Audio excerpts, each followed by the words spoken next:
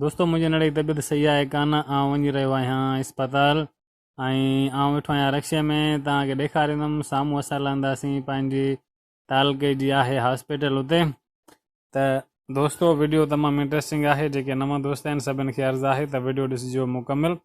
असां वञी रहिया आहियूं पंहिंजी अस्पताल जी तरफ़। हीअ आहिनि असांजे शहर जो रोड रस्ता ऐं गलियूं तमामु बहितरीनु। तव्हां ॾिसंदो अॼु आहे ख़मीस जो ॾिहाड़ो ऐं ख़मीस वारे ॾींहं ते तव्हांखे मां हमेशह ॿुधायो आहे त असांजे इलाइक़े में असांजे शहर में लॻंदी आहे मालपड़ी।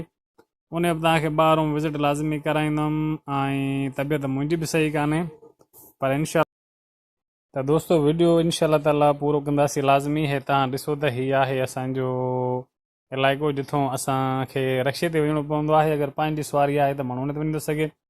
जे बाइक वग़ैरह हलायां कोन, इन जे करे हितां रक्शा वेंदा आहिनि, थोरो पंधु आहे, इन जे करे असां इस्तेमालु तक़रीबन हर वारे रक्शो ई कंदा आहियूं। तव्हां ॾिसो त हीअ आहे असांजे इलाइक़े जो बाईपास। दोस्तों बाईपास जे साम्हूं ई आहे हॉस्पिटल, मां तव्हांखे ॾेखारींदुमि। हीअ आहे असांजे इलाइक़े जो हॉस्पिटल। रश तमामु घणी हूंदी आहे अवाम जी, पर अंदरि ॾिसूं त छा पोज़ीशन आहे। डॉक्टर बि जाम हूंदा आहिनि, अमलो बि जाम हूंदो आहे, पर मेडिसन ॿाहिरां ई वठणी पवंदी आहे। मेडिसन कान मिलंदी आहे, सिर्फ़ु पेनाडोल।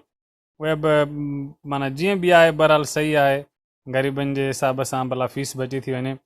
त हीअ आहे असांजे इलाइक़े जो हॉस्पिटल। तव्हां ॾिसो ठहियलु तमामु बहितरीनु आहे, उल्हासे माहौल में ठहियलु आहे।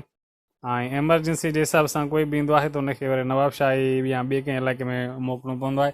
त दोस्तों हीअ तव्हां ॾिसो साम्हूं आहे, असां निकिता आहियूं अस्पताल मां।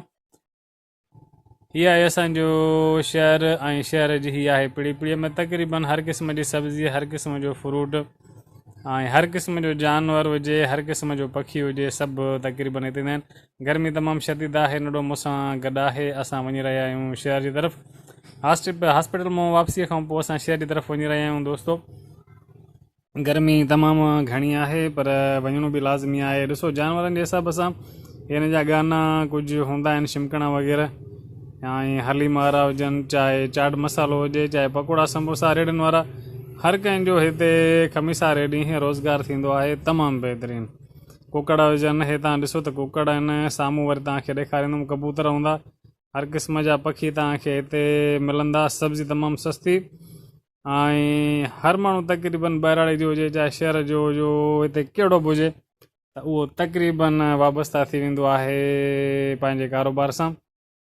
त दोस्तों जेके नवां दोस्त आहिनि उन्हनि खे असांजो अर्ज़ु आहे त असांजे चैनल खे सब्सक्राइब लाज़मी कजो ऐं वीडियो एंड ताईं ॾिसिजो। वीडियो तमामु इंट्रस्टिंग आहे, इन में असांजी शामिलु हूंदी आहे महिनत। त उमेदु आहे तव्हां सभु भाइरनि खे अगरि वीडियो पसंदि अचे त तव्हां लाइक कमेंट्स लाज़मी कजो।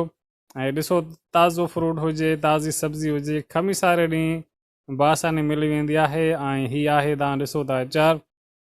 अचार खां पोइ हे सेफ ॾिसो, सूफ़ा आहिनि ॿारनि जा, रांदीगा आहिनि, फल फ्रूट आहे, जेका बि तव्हांखे शइ खपे असांखे हितां तक़रीबन बासानी मिली वेंदी आहे थोरे रेट में। थोरे रेट जी वजह इहा आहे त अवाम घणो हूंदो आहे, हुननि खे कढणो तमामु घणो हूंदो आहे। ॿ रुपया अगरि घटि कमाए बि हिकिड़ो तमामु घणी मक़दार में सब्ज़ी कढी विया त हिन जो फ़ाइदो सुठो थी सघे थो।